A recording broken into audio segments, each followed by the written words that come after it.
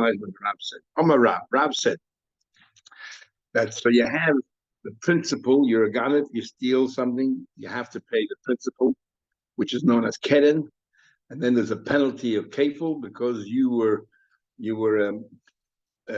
frightened or intimidated by people, but not by HaKadosh Baruch Hu because you were discreet. So therefore, you pay a penalty of a double called kefil. If you proceed to shech the sheep or the cow or the ox, or you sell it, you pay 4 or 5 times, depending if it's an ox or if it's a sheep. So now, what happens if the price fluctuates or the animal underwent a change? What price do you pay? The price at the time when you stole it, or the price at the time when you're caught and you're in Bezdin? Says the Rav, Keren Kein Shagana. The principal you pay at the time when you, whatever it was worth, the value of it when it was stolen. The animal is no longer in existence. All the penalties is kishas hamadadin. You pay at the time of when you were in court. At my time, what's the logic? So no logic. A pasuk. The Rava Makro. It says a pasuk. Geneva v'chaim. That pasuk that we learned before.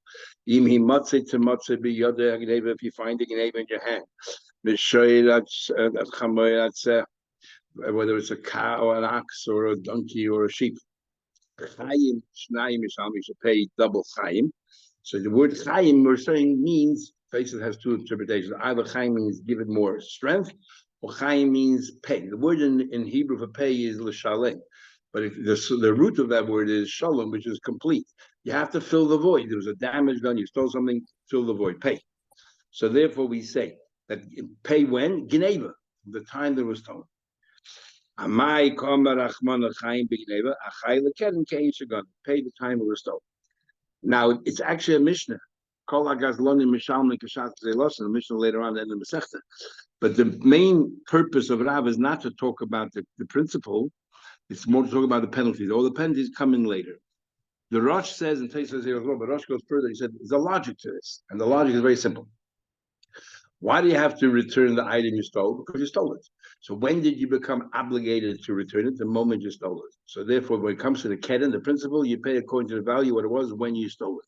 However, when it comes to the penalties, you don't pay the penalties until you take it to court. And there were witnesses who say that we saw you, because if you come to court and confess, you don't pay the penalties.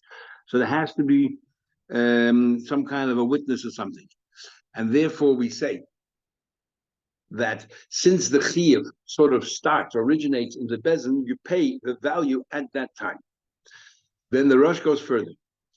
The Rosh says, but the tzvicha mechir, when it comes to shechting the animal, what brings on the obligation of paying 4 or 5 times? The act of shechting or selling. So then, therefore, the value for that is not the time you go to bezin, but the time that you shechted the animal. We look at what was the value of the animal at that time, and that's what you pay. Okay, so Rabbi Gemara Samach Hey Amar Aleph Amar Rav Sheshes. The end of the line is Amar Rav Sheshes. Now, there's a number of possible cases that Rav can be talking about. It increased the market forces. The increase and decrease in value is solely due to the market forces. A glut in the market, there's a shortage. Then there's another possibility, which is that the animal itself underwent a change. It was fattened up, or it's more that it became lean because you didn't take care of it. And within that, there's 2 possibilities. Either you did it in a proactive way, or it happened by itself. So there's different scenarios. Plus, there's another scenario where the animal grew up, just organically grew up naturally, and therefore now the animal is worth more money, or possibly it changed. So we'll see all these different cases. We're not sure which cases Rav talking about when he says keren. The principle is like the time you stole it, and the other thing you pay the time you went to Bezin, or the time of the Chiyuv. Gemara says, I'm convinced that Rav was dozing off when he said this din. Because the Tanya, right now we understood that Rav is talking in all cases we separate the penalties from the principle. Well, you look at the Brisa, Chusha, the animal was lean, the guy took it and fattened it up, fed it well, gave it hormones. Mishalem tashlum and says it clearly, you pay the penalties to price what it was at the time when you stole it. You, Rav, said you pay the penalties when the time when you go to court. Here it's clear you pay the time when you stole it. Amri, we say that's an exception. Rav was not talking about that case. Very simple reason. The Ganem says, I'm not patimna, I'm the one who fattened it up. But you should get the benefit. I should pay double. I paid for it, to fatten the animal up. Why should I pay you the double? So therefore, Rav will agree that in this case, you pay whatever you stole, not what you added, to the animal. Tosha says it seems clear from the Gemara here, but what happens if the animal improves in value on its own? The animal fattened up, it grew up. In that case, it seems then Rav would be correct that you pay according to the price of now. You pay the penalties according to the price of now. Others say that it makes no difference whether you fatten it up or fatten by itself. The law is the same, as Tosha and some of the law talks about. Okay, next case. Toshma, what about Shemena? Absheish is asking a rabbi. It says another brayso, if the animal was fattened up when you stole it, ve'ikhisha, and you deliberately set about making the animal lean, you stop feeding it or whatever. Is mishalim tashlumik kev, you pay the price of what it was when it was stolen. Now, what's going on here?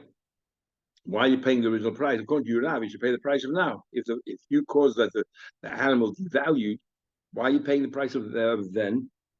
Says the Gemara, Hasonami, the reason is, you know why? Mishum Namrina, we say, Mali Kotla Kula, Mali Kotla Palga, famous saying. What's the difference? You kill it all the way, you kill part of the way. If they would have shechted it, if he would have shechted it, you pay the price at the time of the shchita.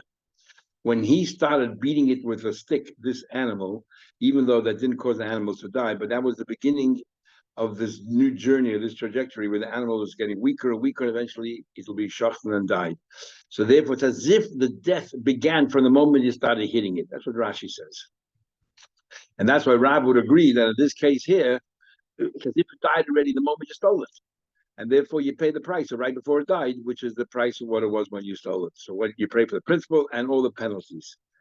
Faces doesn't agree necessarily with Rashi because he says if you would have hit the animal and killed the animal with a stick, you don't pay the penalty of 4 or 5 times. It's only if you shechted it.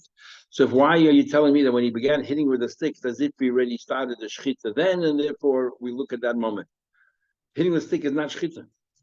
So Tosha therefore learned the idea is that if the animal was killed, you shechted it. You pay 4 or 5 times. Not after you shechted it, because what's the value of an animal once it's dead? Very little. You obviously pay the value of the animal before you shechted. So the same thing, when you began hitting the animal, you pay for the value of the animal before you started striking it with a stick.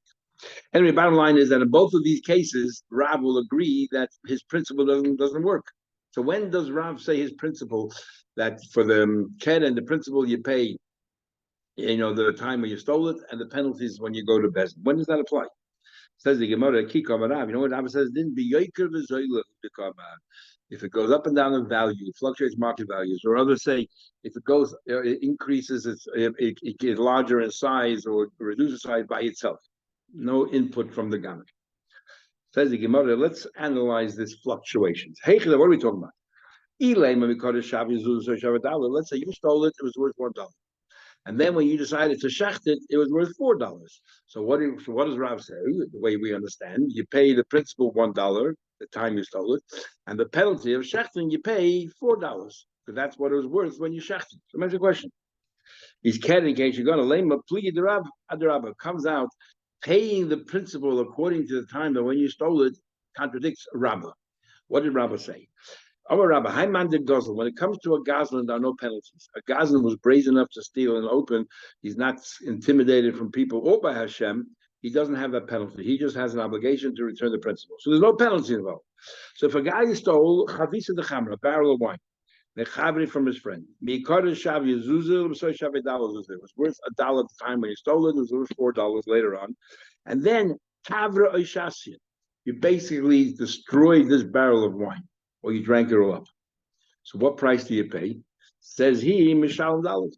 You pay the price of $4, the price of now. Eat but memela, but if it broke on its own, then Mishalim Zuzah, you pay $1. What's the logic of Rabbah? The logic is very simple. As long as the barrel is in existence, the law is he has to return the barrel itself. So the owner is still the owner of this barrel. When he deliberately breaks it, so then he took away the nexus of the relationship between the owner and the barrel. It's as if he became a ganef at that moment. So that's why you pay the price of $4. But if you broke by itself, you didn't do anything. So what are we charging you for when you stole it? So therefore you pay the price of that. What's our question? Breaking the barrel is no different than shechting, killing the animal. And by killing the animal, you, Rav, say that the principle, the keren, you pay at the time when you stole it. But Rabbah says if you break the barrel, you pay, if it went up in value, you pay the price of today, not the price of what it was when you stole it. So according to Rabbah, if you stole an animal worth $1, and then when you shechted it with $4, you pay the price of $4. So and we're not talking about punishment penalty because Rabbah holds a Gaza there's no penalties, but that's when you became a ganef. So, but you Rav say you pay the price of what originally was. If it went up in price, the keren you pay the what's going on here? So Amri, we answer Ki Kam Rav. Now we're going to limit it further. You know when Rav says it's din that keren you pay the original price and the penalties today. It's all the way around. When you stole it with $4, and now when it died or whatever it is, you go to court, it's worth $1. Keren Kain Shagana, the principal you pay the original price. And Tashlum Kain, all the penalties you pay the price of today. And even according to Rabbah, he says that when you break the barrel, when you shech it, you pay the price of today, but not in the case where it goes down in value. Why should the Ganav benefit? He did the wrong thing twice. You're going to say because of that he pays less money? That's not fair. It's called a chayteniska. We don't want the guy to benefit. There's a big argument that takes a chayshin and a sivus in this Gemara here when Rabbah says that you broke the barrel, you paid the price of that.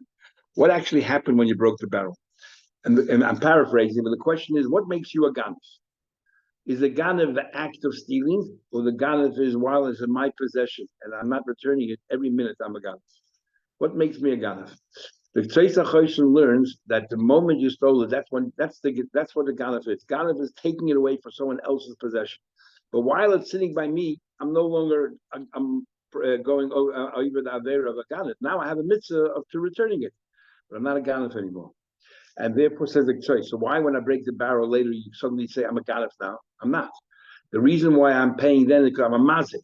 I just, till that moment, I could have returned the original barrel to the owner. And now I destroyed the owner's barrel. So you know I have to pay the price of today? Because I just did damage. Not because I'm a ganef. Ganef, that's over. That's the tzos. The Nesiva disagrees. He says that a ganef is not just the act of stealing, but as long as I have in my possession your item, I'm continuously being a ganef. And if I go ahead and I break it, so I went another step in the Geneva, because now I can no longer return it, I became a ganef again. And therefore, what am I paying for being a ganef? Now, it's not like a theoretical argument, but it's actually the big nafmin halacha. And that is, we learned in the Mishnah, hagoyin if man a ganef potter.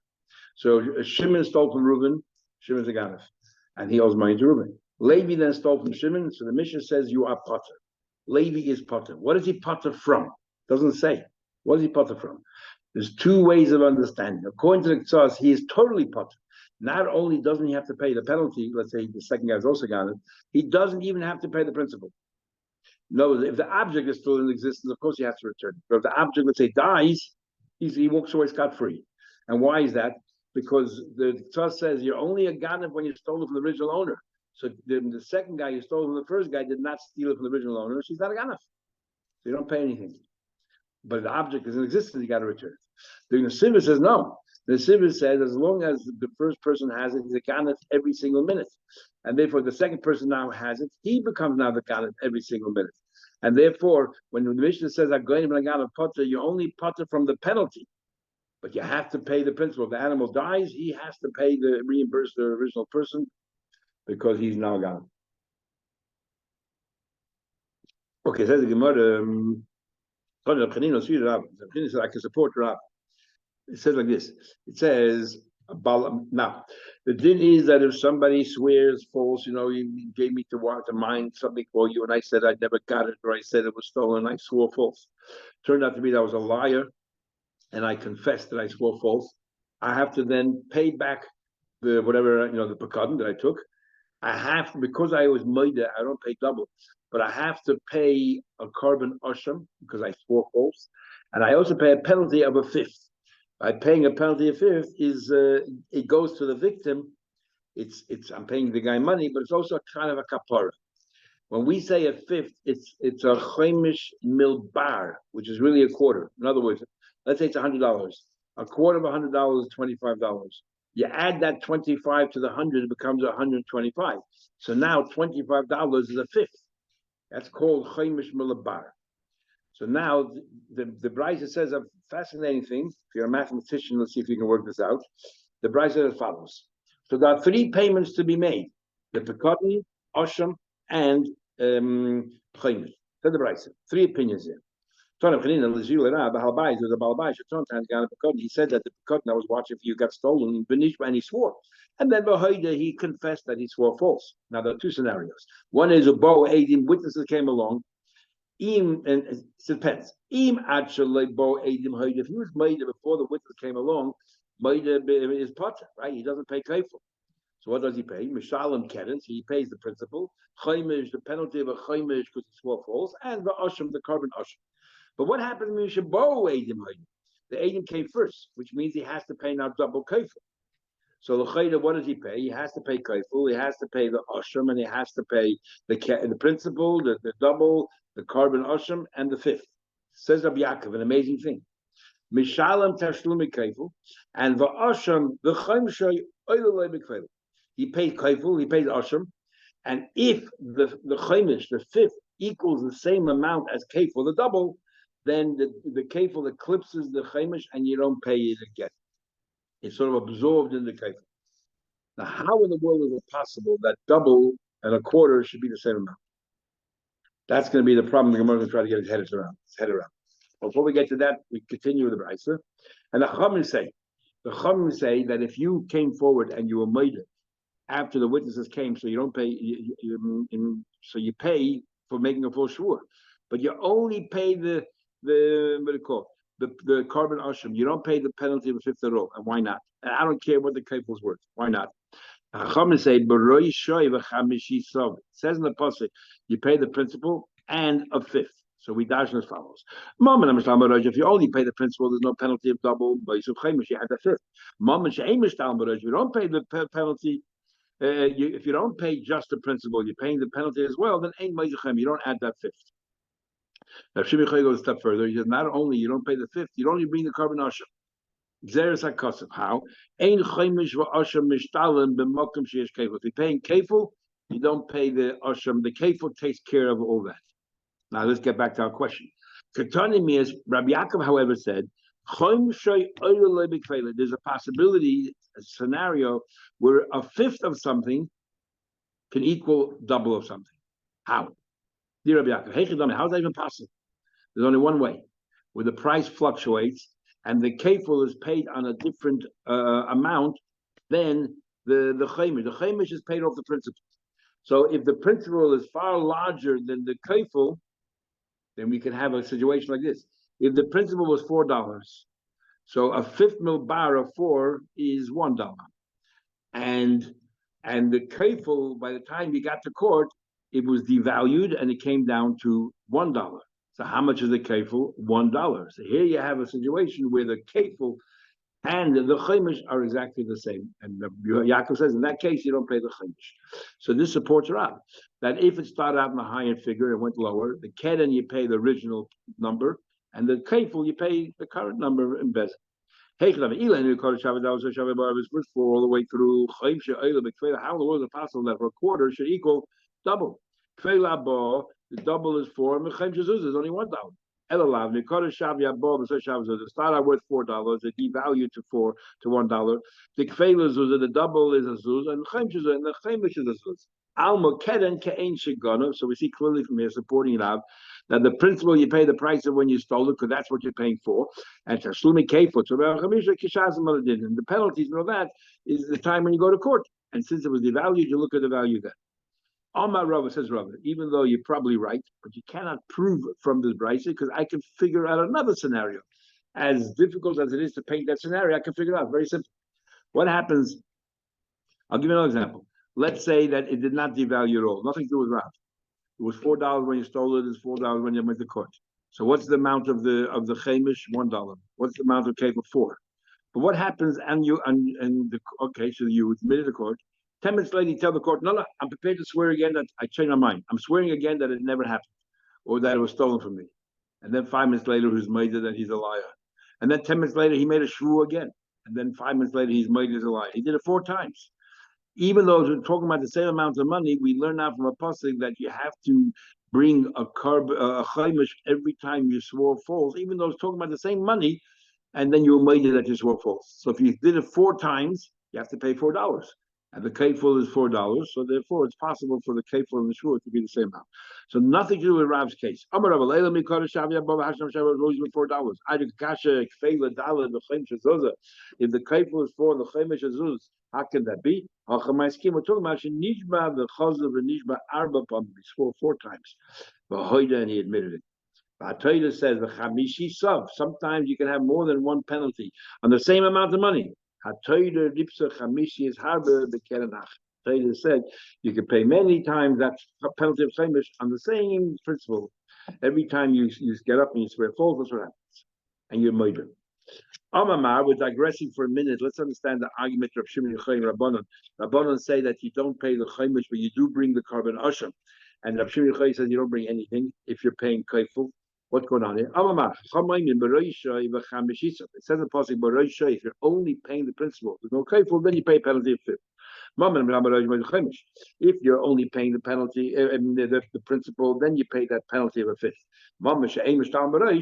But where you're paying more than just the original amount, you're also paying a penalty of double, then ain't Meisach Chemish. I will Asham Maisi, but a carbon Asham you do bring. Why? Why are you telling me you don't pay that penalty of a 5th? It says in Pasuk, right? The Roisha, if you're only paying the Roisha, only the principal, then you pay the penalty of a 5th. The same reason you shouldn't bring the carbon asham. The next few words are it says in the Pasuk clearly the es hashamai. So right afterwards it says and the asham. So the juxtaposition of that with the other things should be that you should read the same way. That only if you're paying the principal do you bring an asham, otherwise you don't bring an asham. Says the Gemara, Amlach Rabbanon es poskekra, because it says es ashamai, that's a break to tell you that no, do not in any way you make that same drasha of ashamai with Rosh.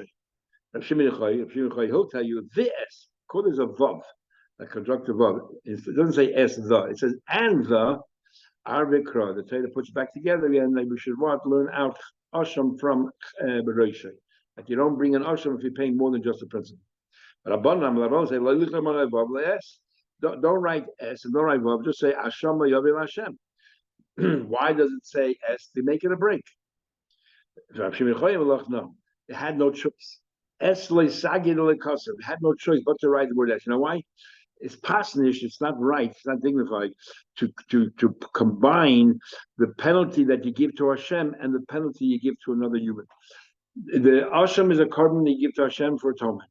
The chaimish is something that you give to the other person also for atonement, as Rashi says in the previous page in the last line. And it's not right to put the two together. So therefore, the Torah had to put an S in between. And once there were an S, you might think it's a blockage. Therefore, we added above. Okay, now back to the Gemara. Amar Rabbaloi says, we have a fascinating argument here between Rabbaloi and Rab Chanina. And what's fascinating about it is when they came to a point where they can no longer convince each other, interesting to see how they concluded their argument. The Gemara in Taina says that rabbis, when they learn Torah, they get very excited.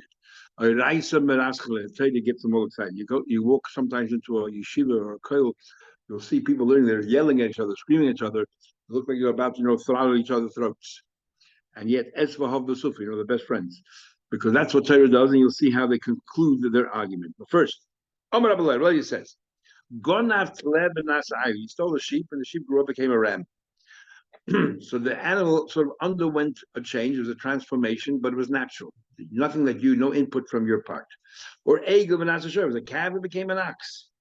Nasa Shinu B'Yodir. Now this introduces the concept of a Shinu, which we learn about tomorrow. We'll learn about a number of times later on. And that is, if it's no longer the same item that I stole, the pasuk says Rabbi says tomorrow, the Heishiv esagzela asher gozel. Return the stolen item that you stole. Obviously, what item are you going to return if it's not what I stole? Why would I return someone else's item? So we learn from there, ke'ein shegozel. As long as it's still the same condition that it was when you stole it, you have to return it. If the condition changed, it's no longer the original item that you stole. You can keep it, but you have to reimburse the person with money. So this is a shinui. Now, there's two levels of shinui. One is a shinui ha'chayze l'briyase, and one is a shinui she'ein chayze l'briyase. A shinui chayze l'briyase is a shinui you made, but it's reversible. You put a beam into a ceiling, but you can always remove it. And a shinui she'ein chayze l'briyase is something which is irreversible. A shinui she'ein chayze l'briyase, most opinions say in the Gemara and in the Mishnah, is a valid shinui. A shinui ha'chayze l'briyase, if the shinui can be reversed, is an argument between Rabbah and Rab Chiz and others. So now, this is an irreversible shinui. Rabbi Loi said, but you did nothing for it. It happened by its own. So Rabbi Loi said, you stole these things and they changed. Nasa shinui b'yada, it's a shinui, which means, as the way Rashi understands the Gemara, in certain respects, it's no longer the same item you stole, so you're now the owner. And what is the outcome of that? That is, if you now proceed to shecht to sell it, whose animal did you shecht? Not the victim's animal, not the nigzel, your own. So you don't have to pay the penalty 4 or 5 times. So you don't have to pay the penalty. But when it comes to payment, you pay, we say, well, the shinui wasn't dramatic enough. You pay the price of today, because now the animal is worth more money. You pay the price of today. So it's like a half shinui, because you did nothing for it. There's no input. It just happened naturally. So it's like a half shinui. As far as the ownership, when it comes to selling or shechting, it's no longer the victim's. But as far as payment, the gazlan has to pay. He has to pay the way the price is right now. When he shechted it or when he sold it, he pays the price right now because he now sort of became the ganef. In that respect, it still belonged to the victim until his demise. Is tavach or machash loy if he shechted and sold it, he sold his own animal. I have a price that says quite different. It says they're gone after he stole a sheep, then that's how came around. Egel, the cabin, as your ox. Mishalim tashlumik kefer if you pay everything the price of back then, which we will discuss soon.